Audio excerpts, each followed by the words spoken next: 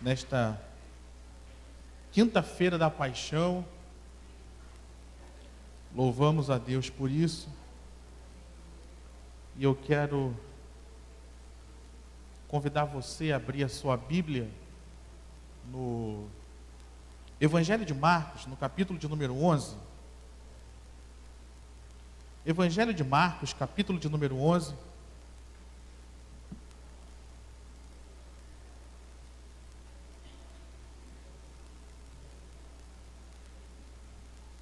Você que gosta de escrever, lógico, você já percebeu que eu estou lendo o mesmo capítulo que o pastor Roberto pregou no domingo pela manhã.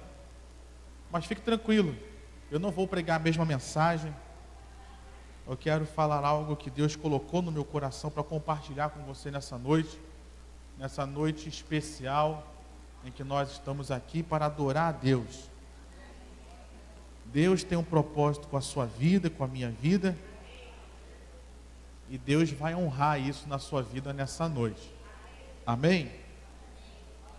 Você já achou Marcos, capítulo de número 11? Então vamos ler apenas o versículo 11 também. Marcos 11, 11. Diz assim: E quando entrou em Jerusalém, no templo, tendo observado tudo, como fosse já tarde, saiu para Betânia com os 12. Amém? Aqui ele está falando de Jesus. Vamos ler mais uma vez. E quando entrou em Jerusalém, no templo, tendo observado tudo, como fosse já tarde, saiu para Betânia com os 12. Amém? Feche seus olhos. Pai, nós estamos reunidos aqui nessa noite e estamos em uma semana especial, Pai. Uma semana em que estamos para celebrar a Páscoa, e a Páscoa para nós tem todo um significado, Senhor. Nessa noite, o Senhor tem algo especial para mim e algo especial para os meus irmãos, e nós te pedimos que o Senhor cumpra a tua vontade, que o Senhor cumpra o teu propósito em ter nos reunido e nos trazido aqui nessa noite. Fala conosco através da tua palavra, ministra aos nossos corações, nos corrige, nos liberta, nos cura, nos transforma, Senhor amado, para que assim como o Senhor Jesus cumpriu o seu propósito até o fim, o Senhor nos ajude a cumprir o teu propósito com as nossas vidas até o fim também. No nome de Jesus é que nós oramos e te agradecemos. Amém e amém. Nesse texto, querido, nós temos, por isso eu fiz questão de ler esse versículo aqui. Estamos falando do domingo de Ramos. Jesus está chegando em Jerusalém para iniciar a sua última semana nessa terra. Ele está chegando em Jerusalém para iniciar os seus últimos momentos. Isso, eu e você não sabemos qual é a hora da nossa morte, mas Jesus sabia. Eu queria trazer esse conceito, esse contexto, para que você compreenda o que eu vou falar essa noite. Se você soubesse o dia da sua morte, o que você faria nos seus últimos dias? Você já parou para pensar nisso? Se você soubesse que você iria morrer, no caso de Jesus, ele entrando num domingo e sabendo que iria morrer na sexta-feira, o que você ia fazer? Quais seriam as suas últimas atitudes? Quais seriam seus últimos atos? O que você faria nesses últimos dias da sua vida nessa terra? Eu queria, nessa noite, que nós olhássemos para o Senhor Jesus. Jesus sabia. E nesse primeiro momento que ele chega em Jerusalém, eu acredito que ele se retirou de volta para Betânia para buscar a Deus e meditar o que ele iria fazer nesses últimos dias, se preparando para começar essa semana debaixo da bênção de Deus, debaixo da direção de Deus, para ele não perder o propósito que Deus tinha com a vida dele. E nesse momento eu queria que você olhasse, deixe sua Bíblia aberta e você comece a prestar atenção nessa verdade. Jesus estava nos seus últimos dias. Eu tenho para mim, querido, que quando nós estamos chegando perto da morte, a gente não sabe exatamente o dia que vai morrer. Mas às vezes a gente começa a ficar doente. Não sei se você é meio paranoico, às vezes, meio pessimista. Você sente uma dorzinha na cabeça que persiste. Você já começa, eu estou com um tumor na cabeça, eu acho que eu vou morrer. Não sei se você é assim, mas tem muitos que são. E nesses momentos, nós temos a tendência de priorizar, de valorizar as coisas que são mais importantes. Muitas vezes você vê pessoas que já estão no hospital, por exemplo, à beira da morte, elas pedem, chama fulano, chama Beltrano. Por quê? Chama o meu filho. O pai quer dar os seus últimos ensinamentos, as suas últimas coordenadas. Chama fulano, chama Beltrano, porque às vezes um relacionamento está meio ruim e a pessoa quer consertar antes de partir. Eu olho para a vida de Jesus como o Rei dos Reis, como o Senhor dos Senhores, e vejo Jesus fazendo a mesma coisa nesses últimos momentos. Eu queria que nós olhássemos então para a última semana de Jesus, ou o último pedaço da semana, porque ele não ficou até o final vivo, né, vamos dizer assim. Ele ressuscitou, claro, mas ele morreu na sexta-feira, não viveu a semana toda completa. E o que Jesus fez nesses últimos dias, queridos? E eu queria trazer isso para nós, porque são valores, coisas importantes que Jesus deixou para nós, para que nós vivêssemos nessa terra. E o primeiro valor que eu vejo Jesus buscando aqui, está do versículo, capítulo 11 mesmo, do versículo 15 ao versículo 19. A Bíblia diz que Jesus fez o quê? Está aí no subtítulo, a purificação do templo. Queridos, um dos princípios fundamentais da igreja de Jesus é a santidade. Jesus, nos seus últimos dias, ele poderia ter feito milhares de coisas. Ele poderia ter ficado na praia descansando, comendo peixe, desfrutando, mas ele falou, não, eu vou trazer os últimos ensinamentos, eu vou rememorar os ensinamentos principais para essas pessoas, para que elas tenham oportunidade de salvação, para que elas tenham oportunidade de viver o melhor que eu tenho para a vida delas. E Jesus então entrou no templo e começou a limpar o templo, a purificar o templo, a tirar as coisas erradas de dentro do templo. Nessa quinta-feira da paixão, quinta-feira de Páscoa, Jesus está fazendo a mesma coisa, ou quer fazer a mesma coisa na minha vida e na sua vida. Porque Jesus não está preocupado com esse templo de 4 paredes, mas o templo que Jesus quer purificar nessa noite é esse templo aqui, é esse templo aí. E ele está no teu coração, e talvez tenha algumas coisas que estejam desagradando ao coração de Jesus nessa noite, e ele está dizendo para você e para mim, deixa eu tirar, eu quero tirar essa imundície, eu quero tirar essas coisas que estão desagradando o meu Deus, porque eu quero que você seja um templo santo, cumprindo o propósito de Deus com a sua vida. Queridos, nós precisamos ser santos. Posso ouvir um amém mais forte aí? Posso ouvir um amém de todos aí? Santidade é pré-requisito, queridos, para a salvação. Não é porque nós somos salvos pela graça de Deus que a santidade deixou de ser necessária. Ela continua sendo. Eu não sou salvo pelas obras que eu faço, eu sou salvo por aquilo que Jesus fez por mim. Isso é um ponto. Mas aquilo que Jesus fez por mim transformou a minha vida. E transformando a minha vida, transformou os meus atos também. Então, a santidade é um pré-requisito para a salvação. A santidade é uma característica de todos aqueles que entregaram as suas vidas a Cristo. O conceito de santidade não quer dizer que você virou um santo, que você usa a auréola sobre a sua cabeça, mas quer dizer que você é separado para Deus, que você é diferente, que você é transformado por Deus, que você não anda mais segundo esse mundo. Nós andávamos segundo esse mundo, mas Jesus veio e nos separou, nos tirou desse mundo. Hoje eu não vivo mais conforme o mundo dita que eu devo viver. Se eu sou igreja do Senhor, Jesus estava lembrando aqueles que estavam ali, Jesus está nos lembrando nessa noite, um princípio fundamental: precisamos ser santos. Você pode dizer isso para o seu irmão nessa noite? Você precisa ser santo, meu irmão. Você precisa ser santo. O apóstolo Pedro, na primeira carta, no capítulo 1, ele relembra aquilo que está lá em Levítico e diz: sede santos, porque eu, o Senhor, sou santo. Se eu ando com Deus, se eu estou com Deus e Deus é santo, eu tenho que ser santo também. Eu tenho que andar com Deus e ser santo como Ele é santo. Amém?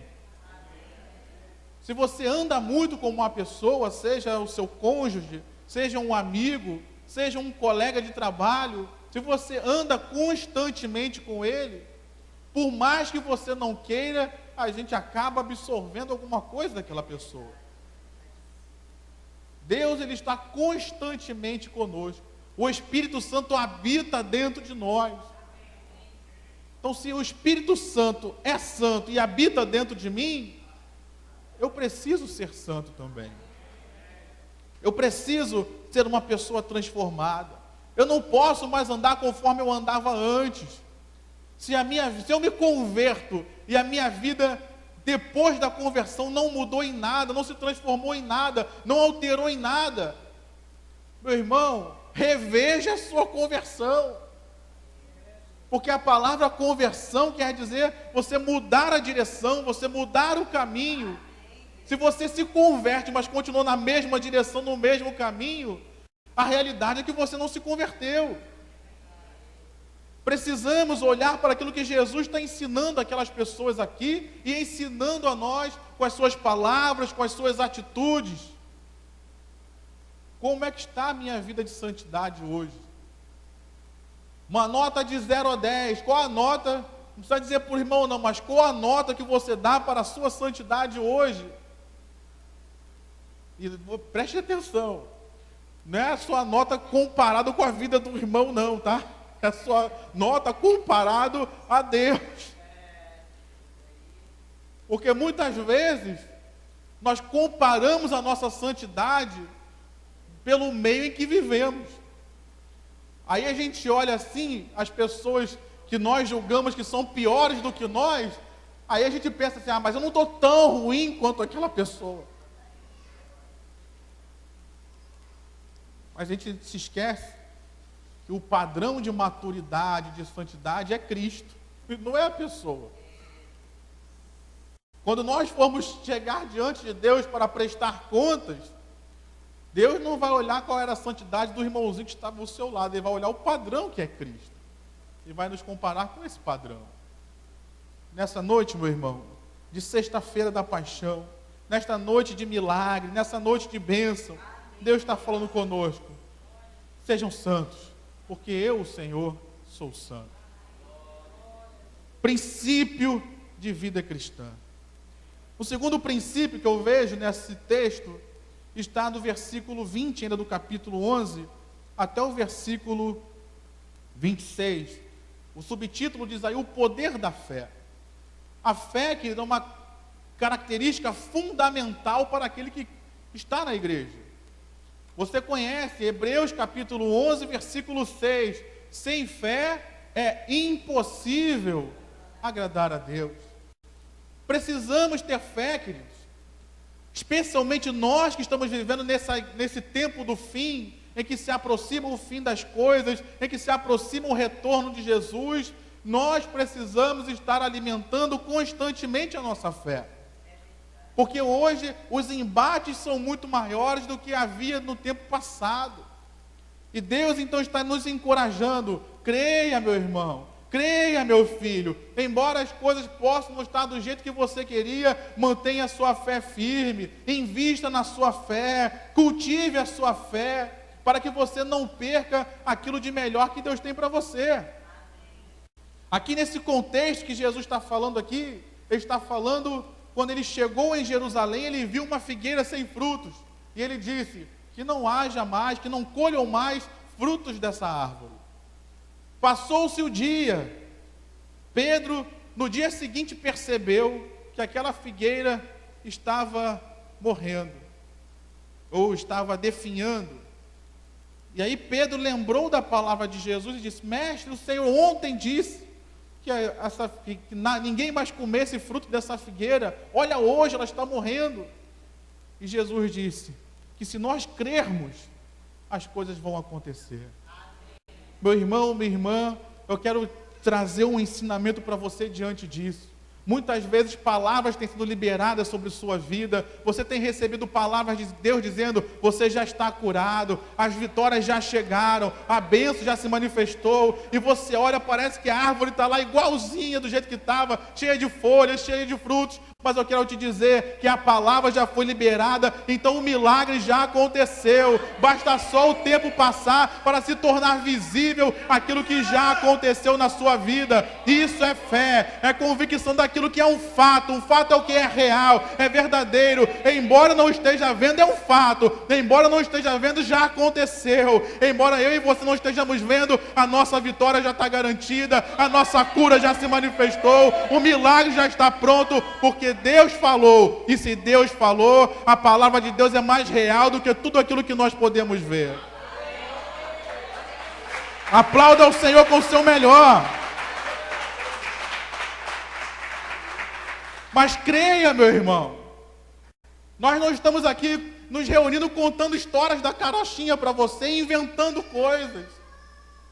Quando os religiosos aí de outras religiões se reúnem, muito daquilo que eles falam é mentira, é engano, é invencionice, é ilusão. Mas quando a igreja se reúne e o local está sendo pregado a palavra de Deus, nós não estamos falando de ilusão, não estamos falando de fantasia, estamos falando de algo que é real, que é poderoso, que é verdadeiro e que de fato aconteceu. A palavra de Deus é digna de fé e digna de aceitação. Eu não sei o que você está vivendo, queridos. Eu não sei o quão contrário esteja a sua situação diante daquilo que você espera.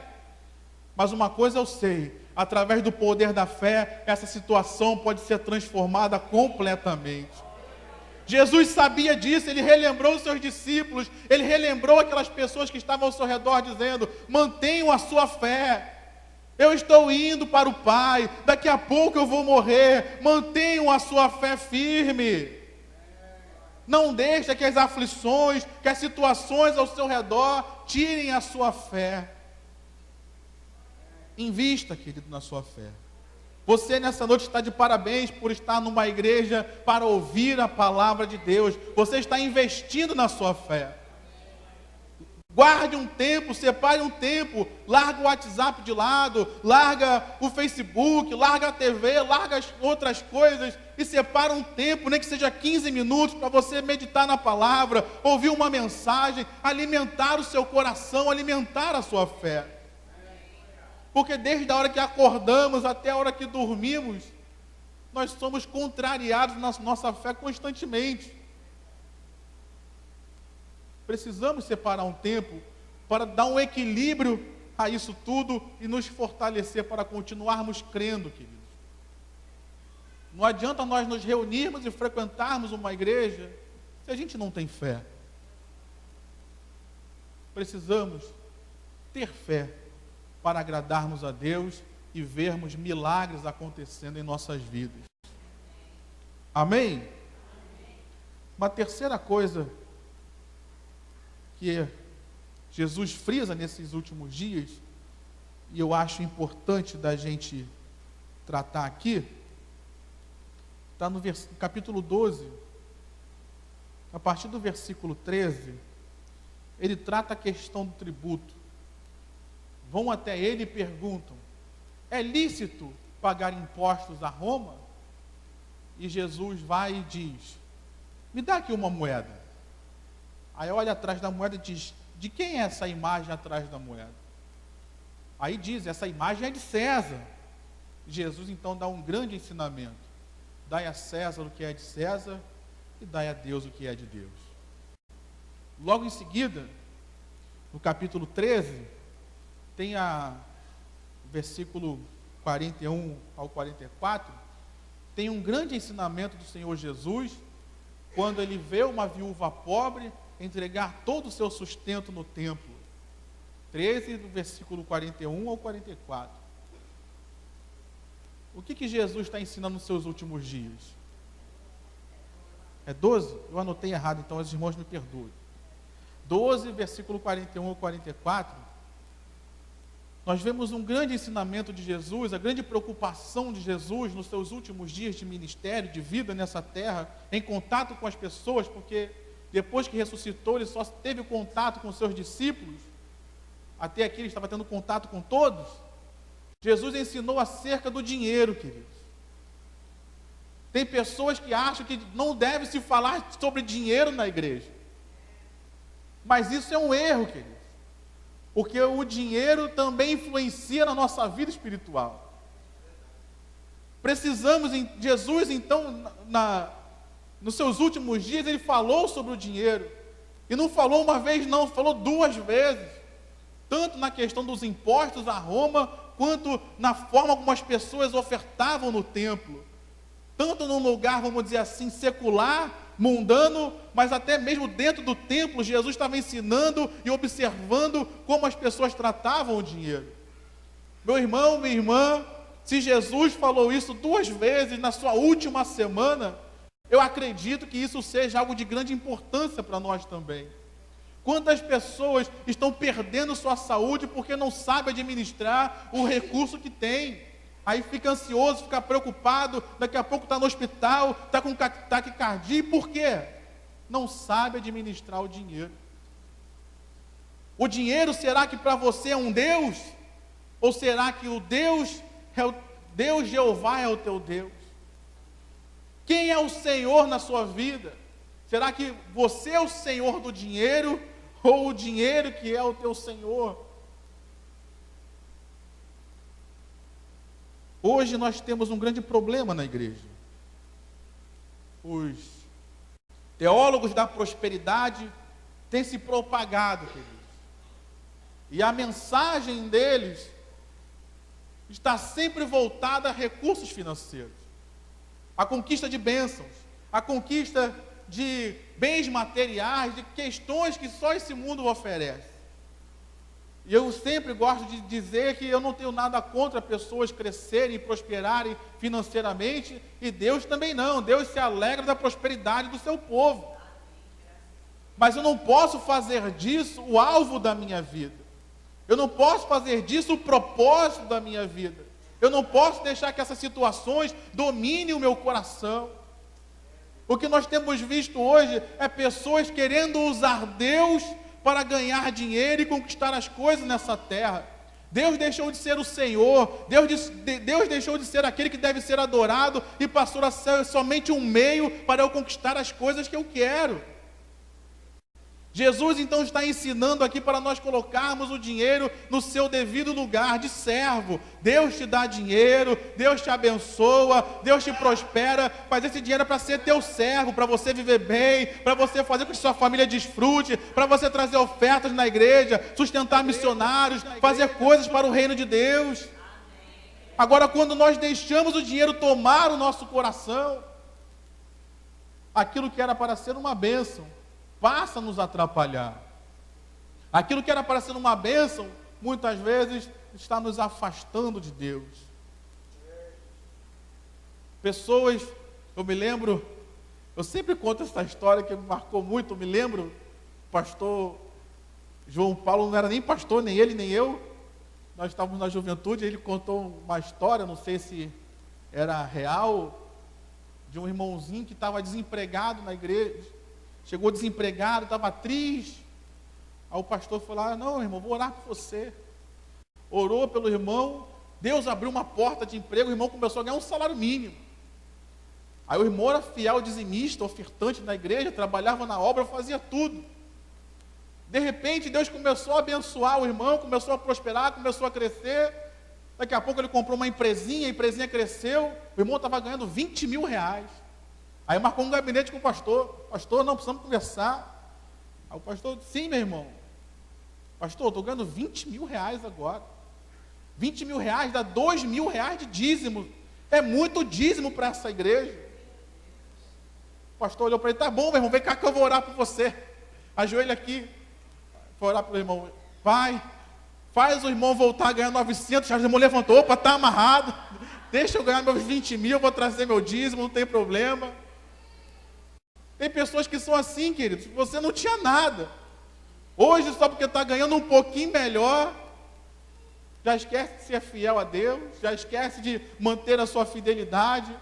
Quem está te prosperando é Deus, meu irmão. Quem está te abençoando é Deus. Cuidado com a forma que você trata o dinheiro, queridos. Nós estamos vivendo num Brasil em que você vê diariamente, constantemente, pessoas nas TVs, nas rádios, na internet, sendo julgadas, sendo processadas, sendo buscadas pela polícia. E por quê? A ganância, queridos. Querer ter aquilo que não era deles, querer ter coisas sem o fruto do trabalho. Deixou o dinheiro e a ganância desse século tomar o coração deles. Se a gente for olhar, queridos, na prática, estou falando na prática, uma pessoa que tem $1 bilhão, não muda muito a vida dela se ela ganhar, se tiver mais 5 bilhões. É só número, querido, é só número na conta bancária, mas na prática a vida dela não altera em nada. Uma pessoa que tem uma renda de 100 milhões, a vida dela, na prática, não vai alterar em nada se ela tiver 500 milhões. Esses homens estão brigando e se matando só por números na conta bancária. A vida deles continua a mesma. Ele não vai ter mais casa, ele não vai ter mais nada, vai ser só número. Na vida dele mesmo não acrescenta nada. E nós estamos vivendo hoje pessoas dentro da igreja contaminadas com esse, usar uma palavra que o pastor usou, nesse fermento do mal, nesses últimos dias, e estão achando que isso é ser espiritual.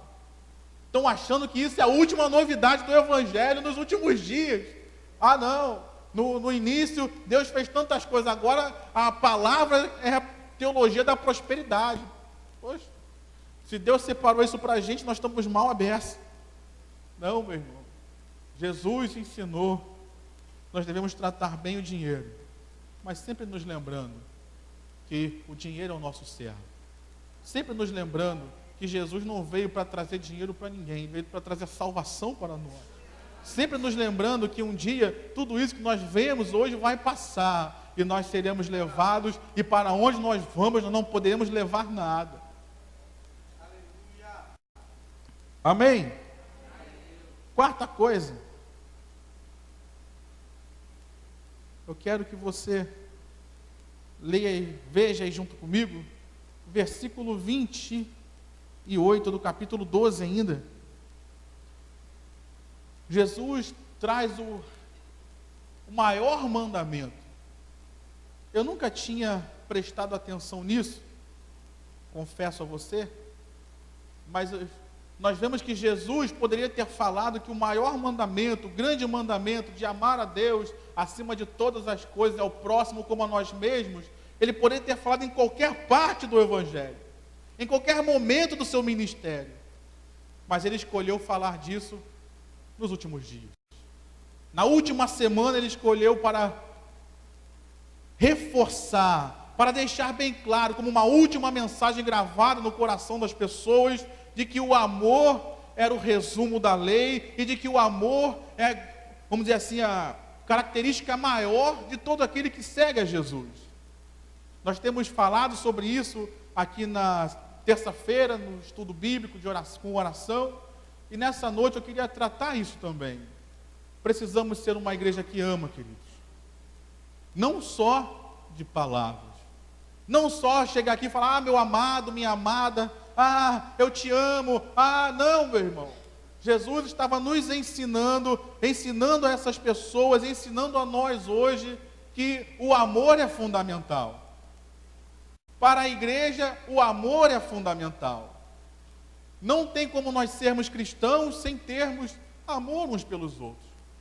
Não tem como nós sermos cristãos sem termos amor por Deus.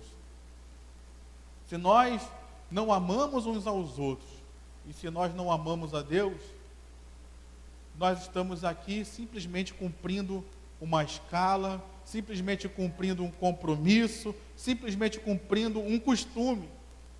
Mas nós não estamos sendo crentes de verdade. Porque aquele que é crente de fato, de verdade, ele ama a Deus e ele ama também ao seu irmão. Porque esse é o resumo da lei. Se eu não amo a Deus e se eu não amo o meu irmão, E esse é o resumo da lei. Isso quer dizer que eu estou em quê?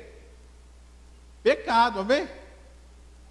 Se o cumprimento da lei é amar a Deus e amar o irmão, se eu não amo nem a Deus nem ao meu irmão, eu estou descumprindo a lei.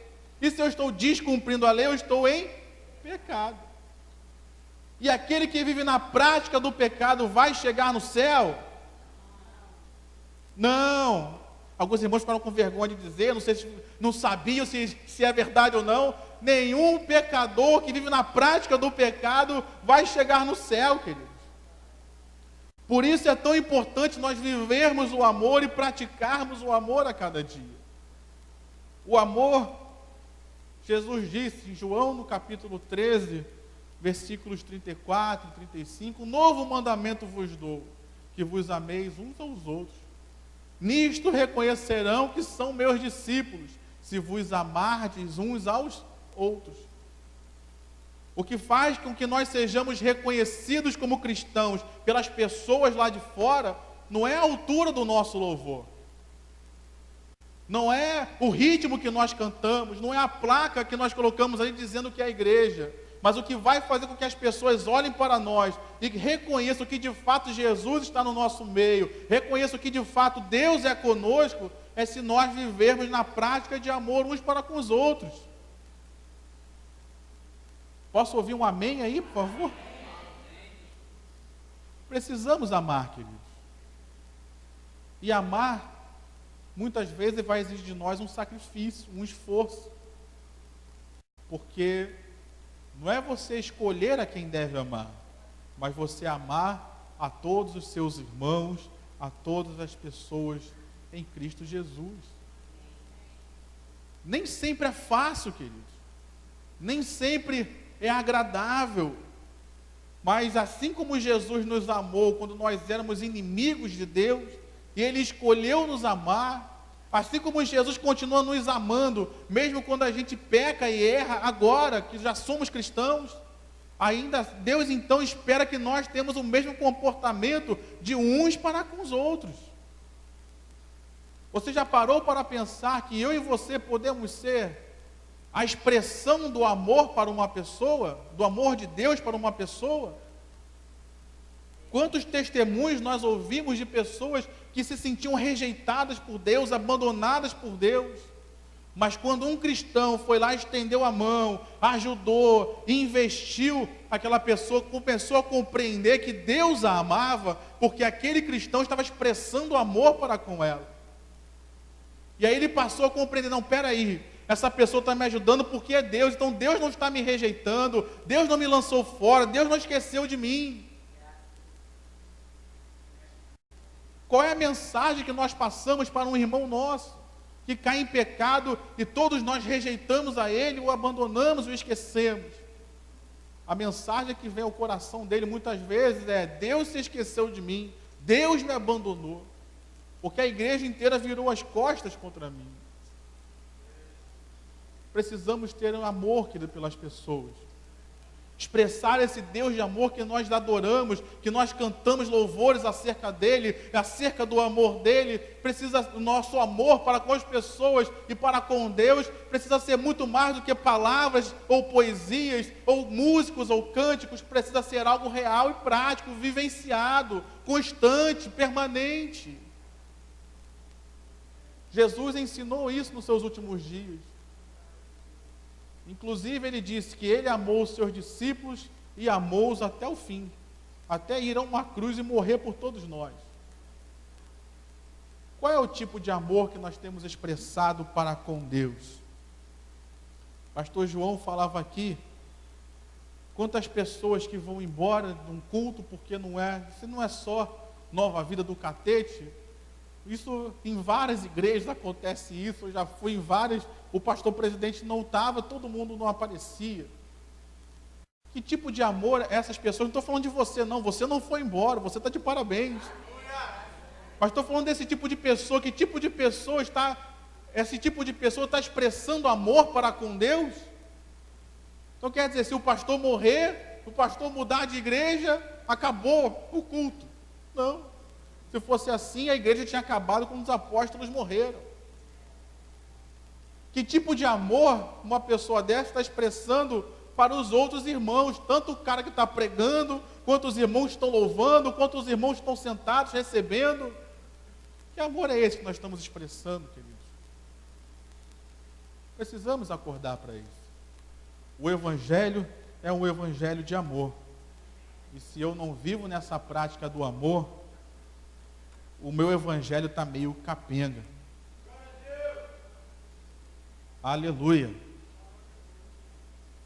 Eu quero prosseguir, senão a gente não termina. Jesus, ele ensinou uma outra coisa que eu acho importante. Jesus ensinou acerca de si mesmo. Capítulo 12 ainda, versículo 35, Jesus fala que ele era a promessa, a profecia de que Davi havia profetizado no passado, de que ele seria aquele que reinaria e governaria Israel para sempre. Ele seria o ungido de Deus. Ele seria maior do que Davi, porque ele era o próprio Deus. Precisamos entender isso, queridos. Jesus, nos últimos dias, ele quis reafirmar a sua divindade, dizendo: eu sou o Deus Todo-Poderoso. Ninguém há maior do que eu. Eu sou o princípio e o fim. Eu sou aquele que havia sido prometido por Deus desde lá do Gênesis, quando Adão e Eva pecaram. Eu havia sido prometido que viria para resgatar a humanidade. Nessa noite, meu irmão, precisamos, nessa quinta-feira de Páscoa, nos relembrar quem é Jesus. Jesus ainda é Deus, Jesus ainda está no trono, Jesus ainda é Rei dos Reis, Senhor dos Senhores. Ele é a promessa, Ele é o Deus Todo-Poderoso, Ele é o nosso Cordeiro Pascal, que traz perdão para os nossos pecados. Ele é aquele que assinou uma aliança nossa com Deus através do seu próprio sangue. Ele é aquele que abriu o véu para que eu hoje possa adentrar o Santo dos Santos e dizer glória a Deus, aleluia, bendito seja o nome do Senhor, na presença de Deus, no Santo dos Santos, e adorar a Deus com todo o meu ser, com toda a minha força, com tudo aquilo que tenho, com tudo aquilo que sou. Esse é o Jesus a quem nós servimos. Aleluia!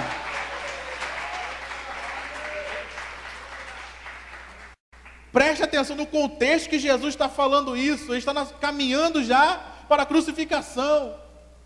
E ele esperava que as pessoas, ao olharem Jesus na cruz, se lembrassem da profecia e pensassem: Ele é o Cordeiro de Deus, Ele é aquele que viria para salvar a humanidade, Ele é aquele que viria para perdoar os nossos pecados. E o texto de João, que trata desse mesmo contexto, fala que depois que Jesus ressuscitou, os discípulos lembraram da promessa, lembraram da profecia e entenderam esse texto de que Jesus estava falando. E ele espera que nós entendamos também, nessa quinta-feira de Páscoa, queridos, de paixão. Talvez você esteja vivendo o seu pior momento. Eu quero dizer que Jesus é Deus, Ele ainda está no trono. Você não serve a um Deus morto, você não serve a um Deus derrotado, você não serve a um Deus que está amarrado ou paralisado, não. Nós servimos a um Deus que tudo pode fazer. Como o pastor João falava aqui no ofertório, às vezes nós vamos deixando as coisas acontecendo e vamos nos acomodando com a derrota, e Jesus nos encontra nessa noite para dizer: meu irmão, minha irmã, não se acomode com a derrota, porque você tem um Deus poderoso, um Deus de vitória. Se levanta, clama, busca a presença de Deus, porque essa situação ainda tem solução, nessa situação ainda tem saída, nessa situação ainda tem vitória de Deus para a sua vida. Mas creia em quem é Jesus. Ele não é um carpinteiro amarrado numa cruz. Ele é o Deus Todo-Poderoso, que veio para nos salvar dos nossos pecados e nos garantir a vitória sobre todas as coisas. Amém? Já estou terminando. Capítulo 13, versículo 24. Jesus ensina. Eu vou até ler esse aqui. Diz assim: mas naqueles dias, Jesus está tratando aqui da grande tribulação. Mas naqueles dias, após referida tribulação, o sol escurecerá a lua não dará sua claridade, as estrelas cairão do firmamento e os poderes dos céus serão abalados. Versículo 26, leia junto comigo. Então verão o Filho do Homem vir nas alturas com grande poder e glória. E ele enviará os anjos e reunirá os seus escolhidos dos quatro ventos da extremidade da terra até a extremidade do céu. Meu irmão, minha irmã, eu quero te lembrar, Jesus aqui no momento de grande aflição dele, ele estava relembrando aquelas pessoas, toda e qualquer aflição um dia vai passar, porque eu, o Senhor, vou voltar para buscar aqueles que são meus. Jesus, no meio da sua grande aflição, estava dizendo para nós: calma, espera, confia, eu voltarei e tirarei vocês dessa terra para um lugar que eu já tenho preparado e que é muito melhor. Nessa quinta-feira da paixão, lembre-se quem é Jesus e lembre-se, Ele vai te salvar, meu irmão. Ainda que você morra, você já conquistou a vitória em Cristo Jesus. Ainda que você passe por enfermidades, essa enfermidade não vai te vencer. Ela pode até matar esse corpo natural, mas ela não vai me vencer, porque Jesus já me garantiu a vitória. Um dia eu vou ressuscitar com Ele, ou se não ressuscitar, se Ele voltar antes, esse corpo aqui que está fragilizado, talvez até doente, vai ser transformado num corpo de glória, vai ser transformado num corpo incorruptível, para eu poder adentrar na eternidade com Cristo e adorá-lo para sempre, e viver na alegria e na vitória que Ele conquistou para mim. Meu irmão, minha irmã, está perto da volta do Senhor Jesus. Você esperou até aqui, aguentou até aqui, Deus te trouxe aqui para dizer: não desista, não desanima, a promessa ainda está de pé, Jesus já está se preparando para buscar aqueles que são seus. Fica firme, guarde a sua fé, guarde a sua esperança, mantenha teu amor alto na presença de Deus, porque Jesus já está voltando para te buscar e para me buscar. Você pode dizer: Maranata, ora vem, Senhor Jesus. Aplauda ao Senhor com o seu melhor.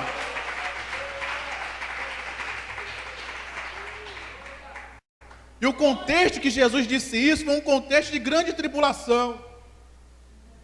Você conhece o texto, sabe que Jesus fala: haverá guerras, haverá rumores de guerras, haverá enfermidades, haverá terremotos, mas isso não é o fim. Fica calmo, eu vou voltar para buscar aqueles que são meus. Meu irmão, você ainda não está numa grande tribulação, e Jesus está dizendo para você: fica calmo, as coisas podem não estar tão fáceis quanto você esperava, mas eu vou voltar, eu vou buscar você, a promessa ainda está de pé, existe um céu preparado para nós, meu irmão.